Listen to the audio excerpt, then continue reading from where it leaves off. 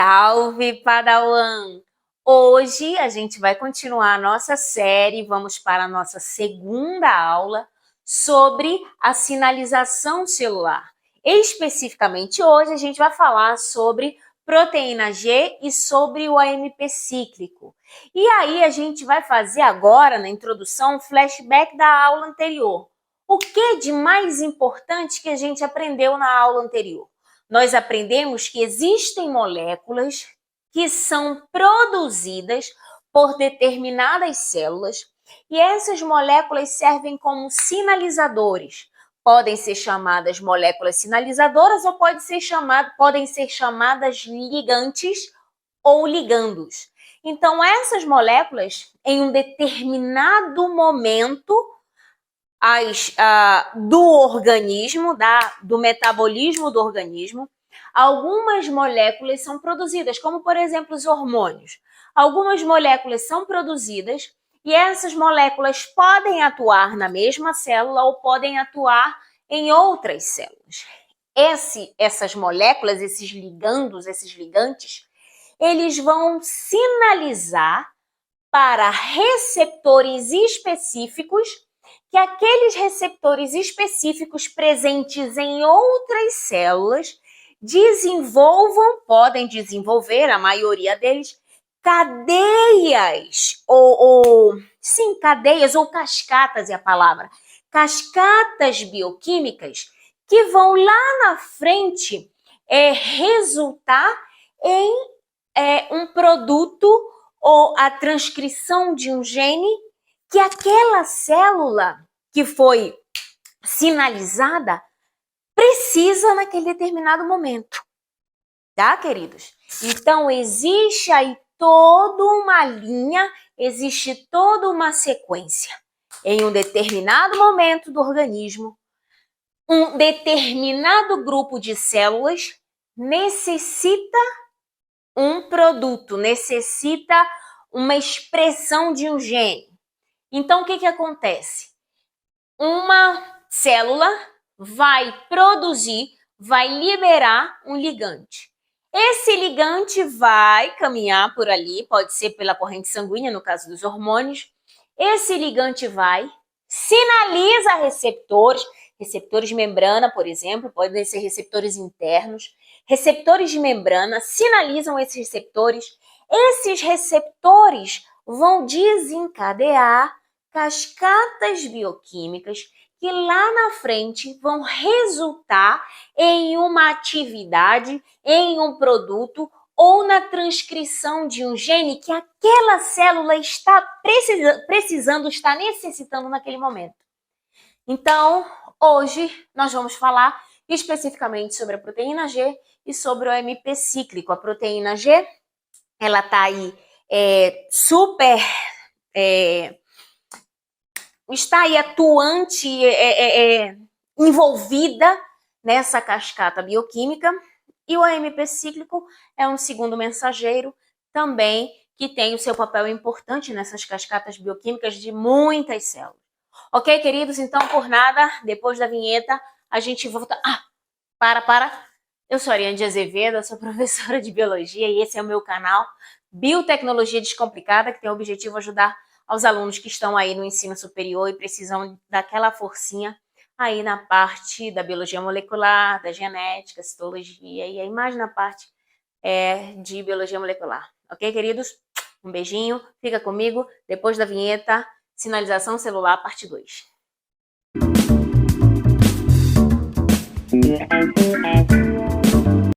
Então, queridos, a maioria dos ligantes responsáveis pela sinalização célula-célula, como neurotransmissores, hormônios peptídicos e fatores de crescimento, ligam-se a receptores na superfície das membranas-alvo.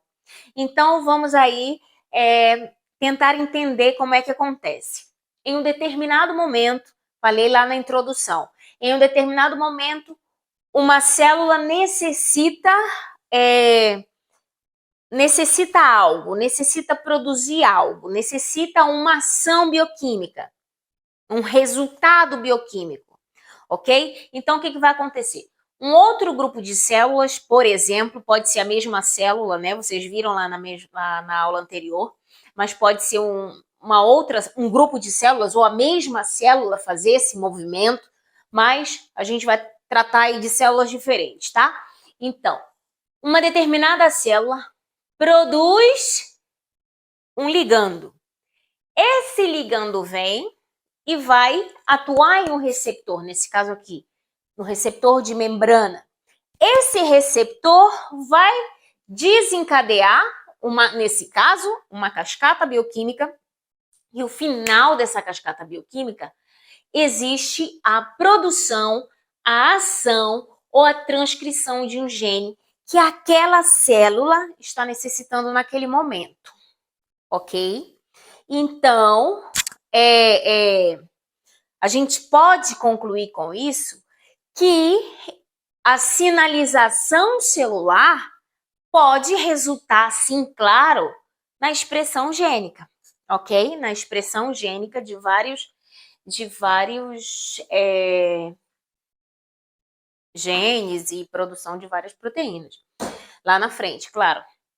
Então, queridos, vamos lá. Aqui a fotinha bonitinha, membrana plasmática, receptor de membrana, aqui um ligante fazendo aí a sinalização. Quando acontece desse ligante sinalizar para o receptor, a maioria das vezes acontece uma cascata de reações químicas. E essas reações químicas, o que acontece nessas reações químicas? Quem está envolvido nessas reações químicas? Proteínas, enzimas, outras moléculas, ok?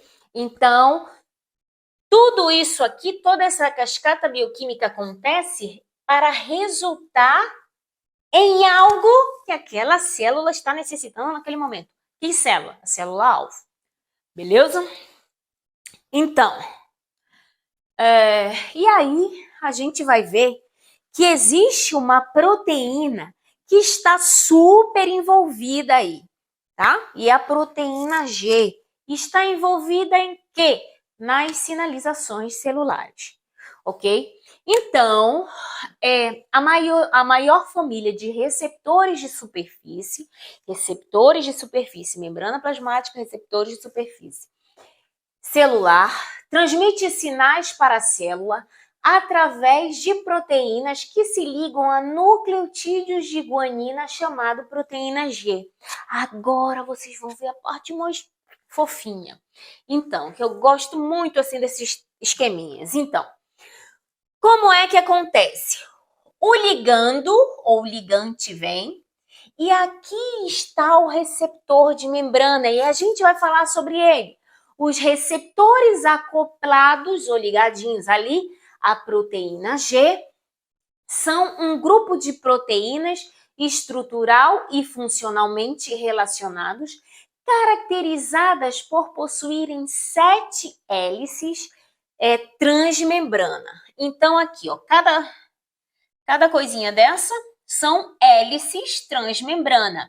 1, 2, 3, 4, 5, 6, 7. Ok? Então, a ligação do ligante ao domínio extracelular desse receptor induz uma mudança conformacional que permite que o domínio citosólico do receptor ative a proteína G ligada à face interna da membrana plasmática. Traduzindo, bebê, para o Fa6, né? Então, o que vai acontecer? Ligando vem, se liga ao receptor onde? Isso aí já me perguntaram, hein? Se liga onde? Na face ou no lado externo, na parte extracelular, se esse receptor é um receptor transmembrana ou um receptor de membrana, ele vai e liga aqui. Ligou! Esse receptor vai sofrer uma mudança conformacional, tá? E essa mudança conformacional, ela vai acontecer e principalmente na parte de cara, na parte do lado interno. Então, olha só, a ligação do ligante ao domínio extracelular desse receptor induz a mudança conformacional que permite que o domínio citosólico do receptor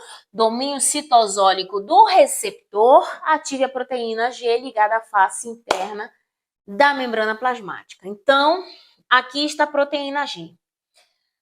A proteína G, ela possui 3 subunidades, tá? A subunidade alfa, beta e gama. Essas subunidades, elas estão acopladas à parte intracelular do receptor de membrana. E ela está inativa. Essa proteína G, ela está inativa, mas o que confere a essa proteína essa inatividade? Essa proteína G, ela está ligada a uma molécula de GDP. Ok? GDP. Beleza? Então, olha só. Essa proteína ligada a GDP é acoplada ao receptor de membrana. Chegou o ligando, ativou, sinalizou, a parte interna muda, acontece uma mudança conformacional, né? E aí o que acontece? A proteína G libera o GDP e pega um GTP. Então, libera o GDP e pega um GTP, tá? Difosfato, trifosfato. Então, vai pegar aí, só muda, tá? Deixa o GDP e pega um GTP. Depois da sinalização. Quando a proteína G pega esse GTP, trifosfato, GTP, o que acontece? Queda ativada, ok? Se ativa. Então, ai, tô me bagunçando todo. Então, se ativa. E essa ativação acontece, e nessa ativação o que vai acontecer? A parte alfa, a subunidade alfa, está ligada ao GTP. Mas as subunidades beta e gama se desassociam. Ok? Acontece 3 subunidades, alfa, beta e gama. O que vai acontecer quando se ligar, quando o ligante sinalizar ali naquele receptor? Essas duas subunidades beta e gama vão se desassociar da subunidade alfa ligada a uma molécula de GTP. Beleza? Beleza. Então, quando a proteína G, quando acontece isso, diz-se, tá certo isso? Se diz, ou disse, não sei se no português tá certo, porque eu confundo português com espanhol e galego. Então, o que vai acontecer? Desassocia e aí está ativada. A proteína G está ativada. E aí o que vai acontecer? A proteína G ativada desassocia-se do receptor, desassociou do receptor e transmite o sinal para um alvo intracelular. Ela desassociou daqui e vai para um alvo intracelular, que pode ser uma enzima ou um canal iônico. Beleza? Beleza. Então, queridos, agora vamos falar aí um pouquinho como foi que foi descoberta a proteína G e falar um pouquinho com detalhe com a proteína G para depois entrar num tipo de mecanismo aí como exemplo. Então, a descoberta das proteínas G ocorreu a partir do estudo de hormônios, como por exemplo o hormônio epinefrina, que regulam a síntese do AMP cíclico nas células-alvo. Então, quem é o AMP cíclico? O AMP cíclico, primeiro, é um importante segundo mensageiro. É uma molécula que está presente na cascata bioquímica de muitas células, ok? Que media a resposta celular a vários hormônios. Então, lá em 1970, esqueci de colocar aqui, um cara chamado Martin Rudbell e seus companheiros de laboratório, ou colegas de laboratório, companheiros em castelhano, colegas de laboratório em português. Então, fizeram a descoberta-chave de que o GTP é necessário para a estimulação hormonal da adenilciclase ou da adenilatociclase. Então, vamos lá. O que eles fizeram? Lá no laboratório, trabalhando ali, eles descobriram que a molécula de GTP era necessária para a estimulação hormonal, ou seja, GTP é necessária para estimular a adenilciclase, a adenilatociclase, a produzir AMP cíclico. Beleza até aí. E aí,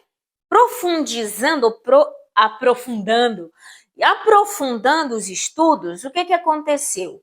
Aí, continuando os estudos nessa mesma pegada, nessa mesma linha, o que aconteceu? Eles descobriram que existia uma proteína, né, que fazia esse GTP que eles descobriram aqui, que existia uma proteína que fazia esse movimento, que levava o sinal do receptor ativado pelo hormônio até a enzima adenilatociclase. Então, o que eles descobriram? Primeiro descobriram o GTP e posteriormente descobriram a proteína G. Beleza? A adenilatociclase é uma enzima responsável pelo AMP cíclico. Beleza, queridos? Queridas? Então, olha só, vamos ver aqui esse esqueminha maravilhoso. Hormônio, pode ser qualquer um hormônio aqui, no caso, exemplo, a epinefrina, sinaliza o receptor na parte externa, ele inativo está acoplado à proteína G, e essa proteína G está aí com suas 3 subunidades. E aí o que vai acontecer? Quando a epinefrina vem na parte externa, ativou, sinalizou aquele receptor muda a sua conformação na parte interna da célula. E aí o que vai acontecer? Aquela proteína G, as subunidades beta e gama vão se desassociar da subunidade alfa. Mas isso, antes, o que vai acontecer? Que aquele GDP é liberado e ela pega o GTP. E com o GTP, a proteína está ativa. E quando ela está ativa, proteína G, subunidade alfa, ligada com GTP, o que vai acontecer? Vai ativar a adenilatociclase. Beleza? Agora o processo. O mecanismo, né? Tudo que a gente estava falando aí, um pouquinho. A proteína G é uma proteína hétero, diferente, trimérica, né? 3 subunidades diferentes. A união do hormônio estimula a liberação do GDP e troca por um GTP, a gente já falou também. Então, a proteína G, ela é ativada com o GTP e aí essas subunidades se desassociam, né? Em português também. Então, a enzima alvo, essas subunidades, elas vão atuar ou numa enzima alvo, para continuar a cascata bioquímica ou atuar em canais iônicos, ok? As subunidades, dependendo da célula, dependendo do organismo, dependendo do receptor, são vários receptores, a gente vai ver no próximo slide, vários receptores, vários ligantes, várias células, então um leque de possibilidades muito grande para esses mecanismos. Isso aqui é um exemplo de um mais estudado, mais que já trilhado, tá, queridos? Então, a subunidade alfa unida ao GTP e o complexo beta-gama ativado se desassociam do receptor e interacionam com seus alvos respectivos. Vão atuar nos seus alvos respectivos. Beleza? Então, se desassociam, se separam e cada um vai atuar nos seus alvos específicos nas células. Agora, então, a atividade da subunidade alfa finaliza, né, mediante a hidrólise do GTP unido a ela.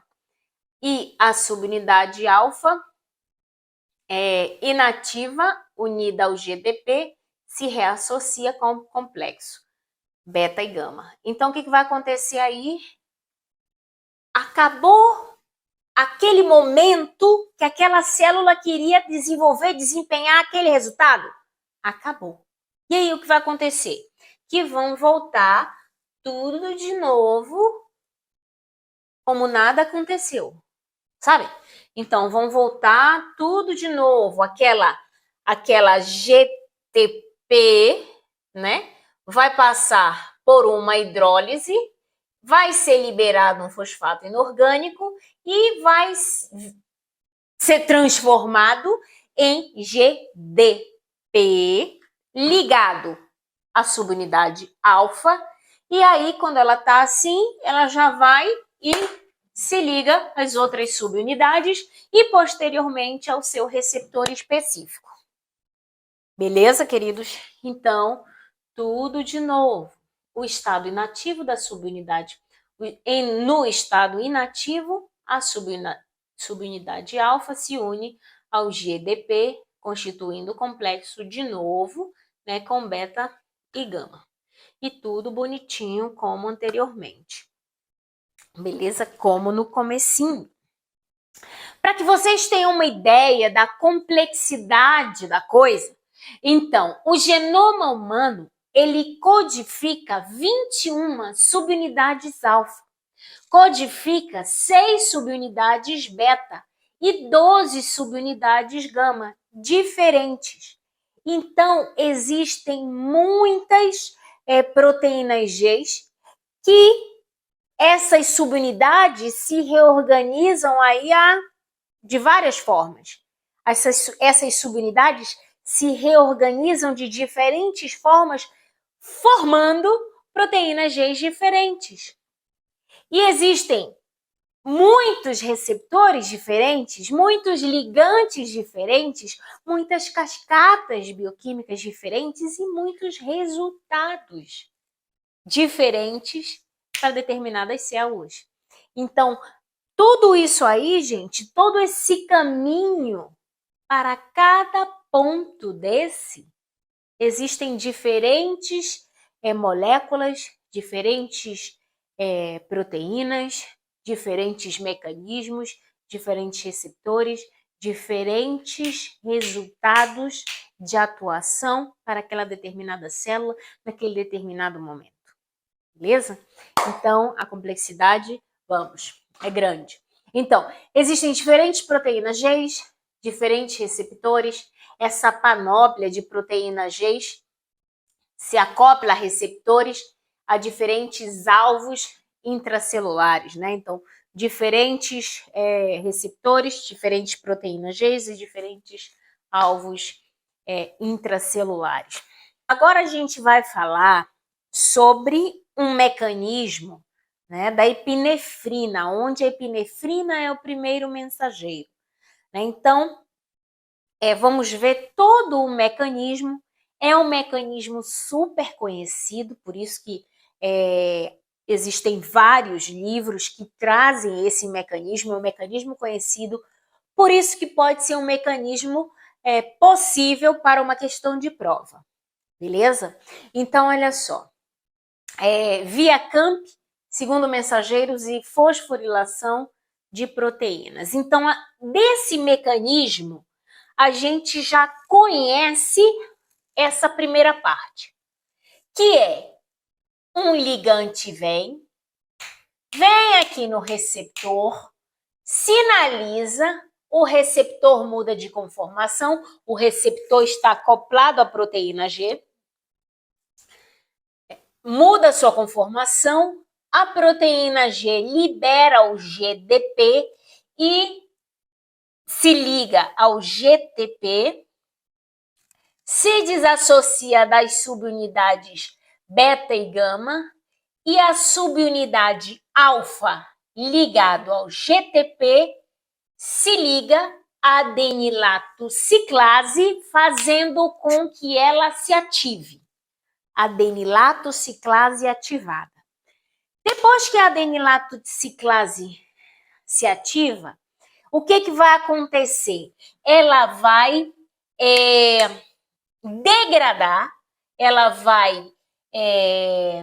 degradar moléculas de ATP em AMP cíclico, ok? Mas vou ler aqui esse texto para a gente fazendo um paralelo na leitura com a explicação, tá? Então, o papel do AMP cíclico foi descoberto em 1958 por Sutherland Jr., durante estudos do hormônio epinefrina.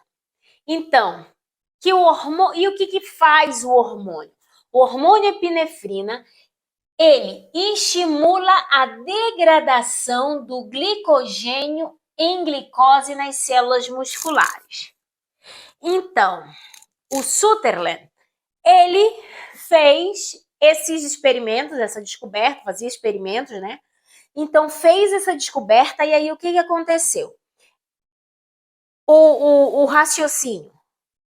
Epinefrina atua na degradação do glicogênio em glicose nas células musculares.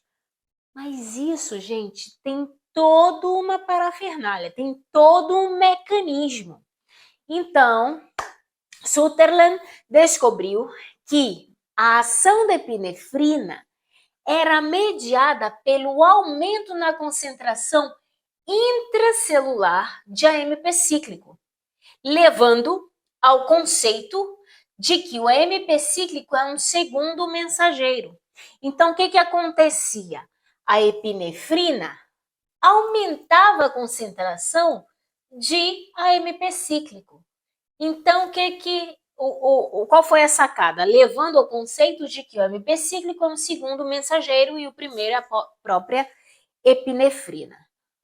Então, o AMP cíclico é formado a partir da ATP, da molécula de ATP, pela ação da adenilato ciclase. Então, o que vai acontecer? A adenilato ciclase converte o ATP, a molécula de ATP, em AMP cíclico.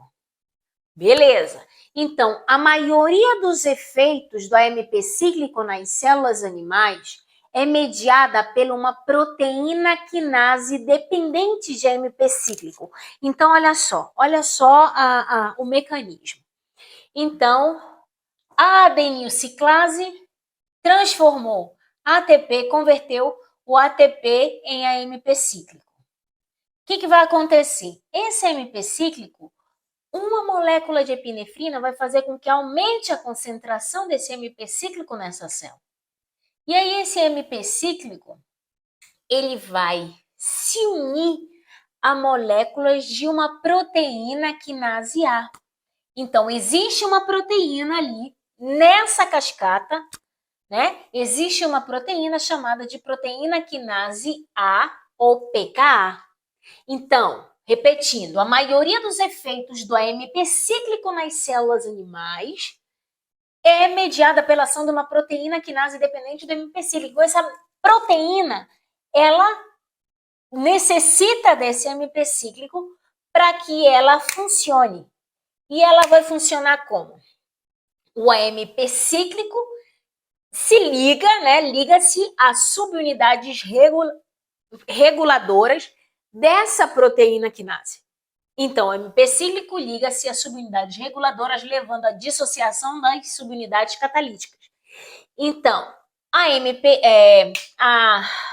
PKA, proteína quinase A, tem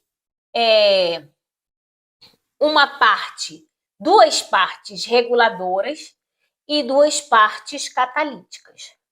Quando as moléculas de AMP cíclico se unem à parte reguladora, as partes reguladoras liberam as partes catalíticas ativadas. Ok? Claro, né? Então, liberam essas partes catalíticas, essas subunidades catalíticas, que, livres, tornam-se, então, enzimaticamente ativas e adquirem a capacidade de fosforilar resíduos de serina nas suas proteínas-alvo. Então, repetindo, porque a repetição é a mãe da didática. O que vai acontecer? Os AMP cíclicos aqui, aumentou a concentração, esses AMP cíclicos presentes no meio intracelular vão se ligar à proteína quinase A, o PKA. Esses AMP cíclicos ligados à parte da enzima, que é reguladora, se liga às partes reguladoras e libera as partes catalíticas. As partes catalíticas ativadas, ativadas adquirem a capacidade de fosforilar resíduos de serina, nas células, proteínas-alvo. Então, que proteína-alvo é essa? É essa que a parte catalítica vai fosforilar. A fosforilase quinase. É uma fosforilase, é uma proteína que vai ser ativada. Ativada por quê? Pela parte catalítica da PKA. Beleza? Então, o que aconteceu aqui? A parte catalítica fosforilou, pezinho, fosforilou a fosforilase quinase. Então, a fosforilase quinase ativada, ela vai fosforilar a glicogênio fosforilase. Fazendo o quê? Uma fosforilação também. Então, a fosforilase quinase ativada, fosforilada, vai atuar e vai fosforilar uma outra enzima, a glicogênio fosforilase. E ela vai fosforilar essa glicogênio fosforilase ativando-a. Beleza? E aí, o que essa glicogênio fosforilase vai fazer? Aí sim, vai degradar o glicogênio, transformando em glicose nas células musculares. Beleza? Beleza. Então, queridos, já falei disso. Então, atuação na regulação da degradação. A epinefrina, ela atua na regulação da degradação do glicogênio, né? Então, a epinefrina se liga aqui, acontece toda essa cascata e o resultado é esse aqui, o glicogênio sendo degradado em glicose, convertido em glicose, né? Degradado para posteriormente essa glicose ser utilizada nas células musculares. Então, isso é amplificação de um sinal durante a transdução de sinal intracelular. Amplificou, aumentou, transdução, vários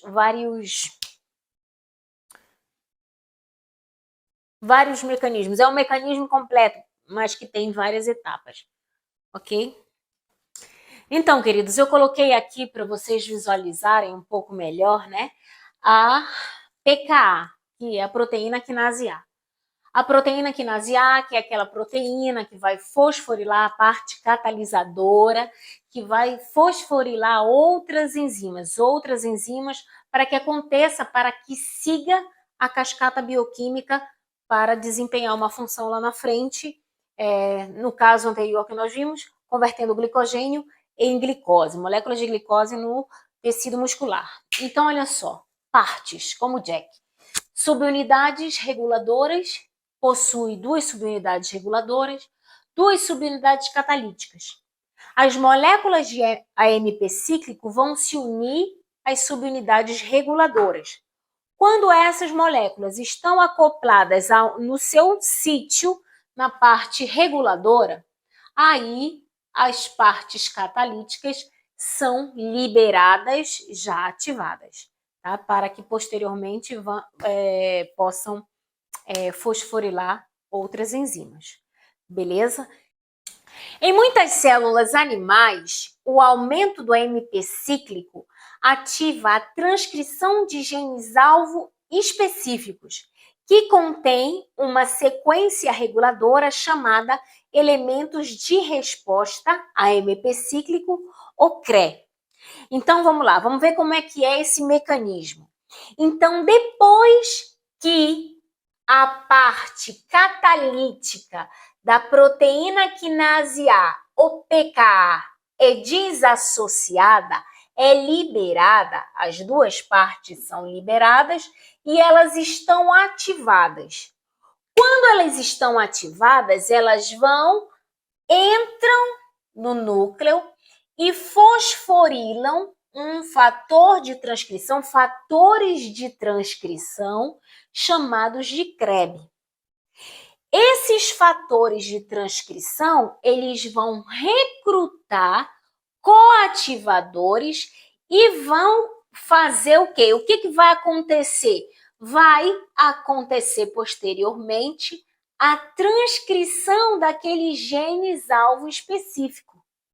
Então, aqueles genes-alvo específicos que contêm uma sequência reguladora chamada elemento resposta ao AMP cíclico. Essa sequência reguladora, ela é regulada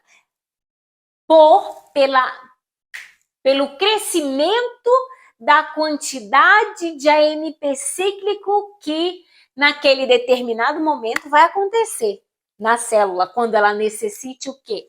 Aquela transcrição daquele gene. Então, olha só que maravilha, que fantástico. Então, tudo isso aqui a gente já viu. O que a gente não viu é que depois que os AMP cíclicos se acoplaram à parte reguladora, foram liberadas as partes catalíticas ativadas.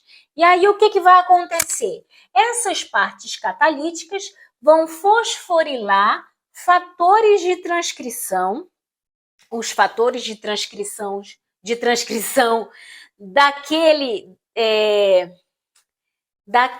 elemento resposta ao AMP cíclico, daquela sequência reguladora. Esses dois fatores de transcrição vão recrutar coativadores que posteriormente vão atuar aqui na transcrição daquele gene-alvo. Beleza?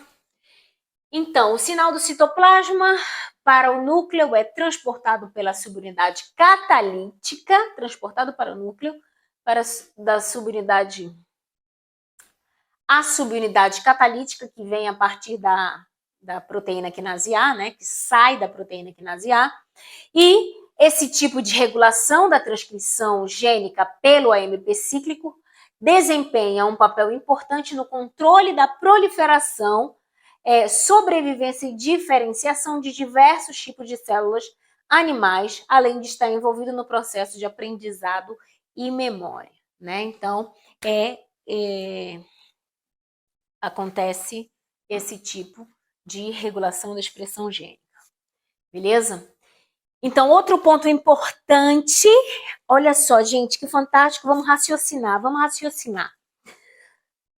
A pKa, ela faz a fosforilação, tá? Ela pega um fosfato e coloca numa determinada enzima, e essa enzima, ela é ativada. pKa, fosforila proteínas-alvo. Fosforila, aqui, claro, proteína de AME, proteína-alvo. Então, é importante notar que as proteínas quinase, como a proteína quinase A, não atuam isoladamente na célula. Pelo contrário, a fosforilação das proteínas é rapidamente revestida pela ação das fosfatases proteicas. Olha que lindo, gente.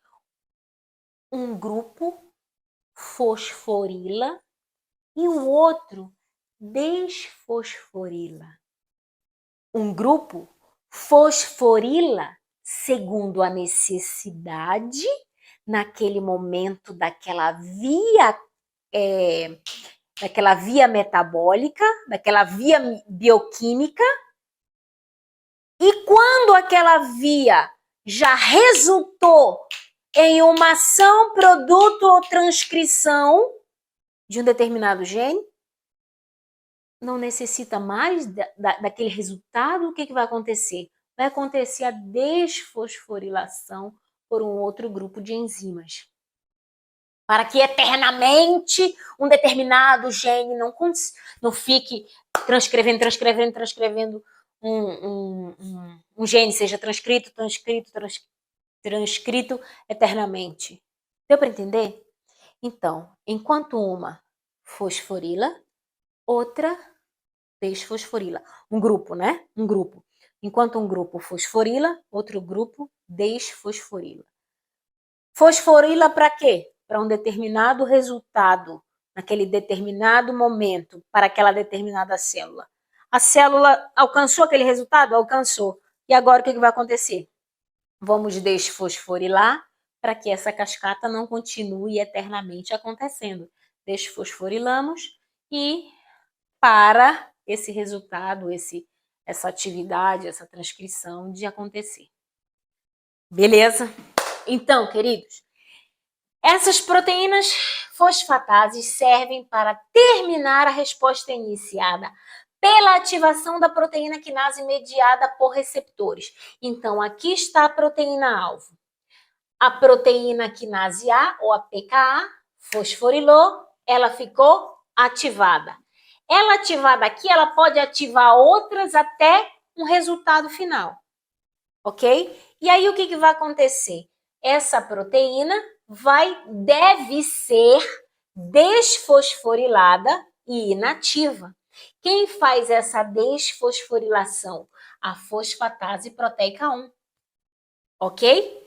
Por quê? Porque se essa proteína tivesse todo o tempo ativada, ia estar produzindo aquele resultado todo o tempo. E não é necessário todo o tempo a transcrição de um determinado gene naquele momento. Ou um resultado naquele momento. Sempre, sempre, sempre, forever. Não. Ok? Então, portanto, o grau de fosforilação exibido pelos substratos da proteína quinase A, tais como quinases fosforiladas, lá no primeiro mecanismo, ou ICREB no segundo mecanismo, depende do equilíbrio entre a atividade intracelular da proteína quinase A e das proteínas fosfatases. Só aí, organizado aí, bonitinho em palavras, o que eu acabei de falar, né? Fosforila para continuar a cadeia metabólica, né? A via metabólica, que vai resultar em um produto, em uma ação ou uma transcrição, naquele determinado momento necessário para aquela célula. Só que isso não vai ser eternamente. O organismo não necessita disso eternamente. Então, quando esse resultado desempenhou aquele papel naquele momento, o que vai acontecer? Tem que desfosforilar, para aquilo parar, para aquela via parar. Então, a fosforilação é por um outro grupo, as fosfatases proteicas. Beleza? E aí, falando ainda do AMP cíclico, finalizando, embora a maioria dos efeitos do AMP cíclico sejam mediados pela proteína quinase A, a AMP cíclico também pode regular diretamente canais iônicos independentes da fosforilação de proteína. Então, olha só que mecanismo bonito. As moléculas dos neurônios sensoriais do nariz,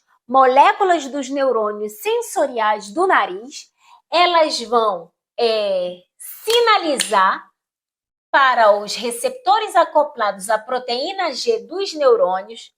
Essa proteína G vai estimular a adenilatociclase. A adenilatociclase vai aumentar a concentração do AMP cíclico.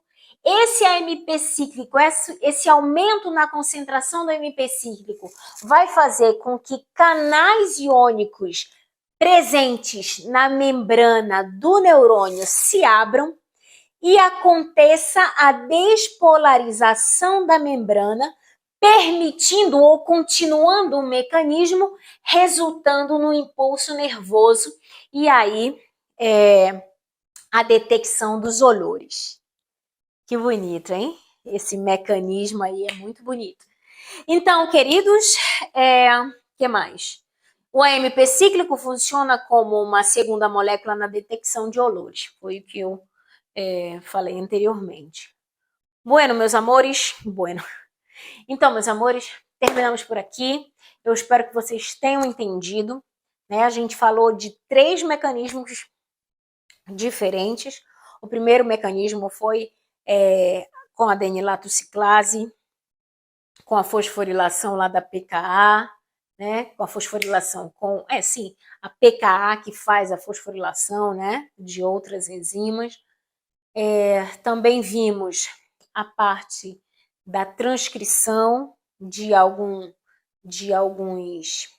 genes específicos e também a parte aí da abertura de canais de sódio, né, de canais iônicos.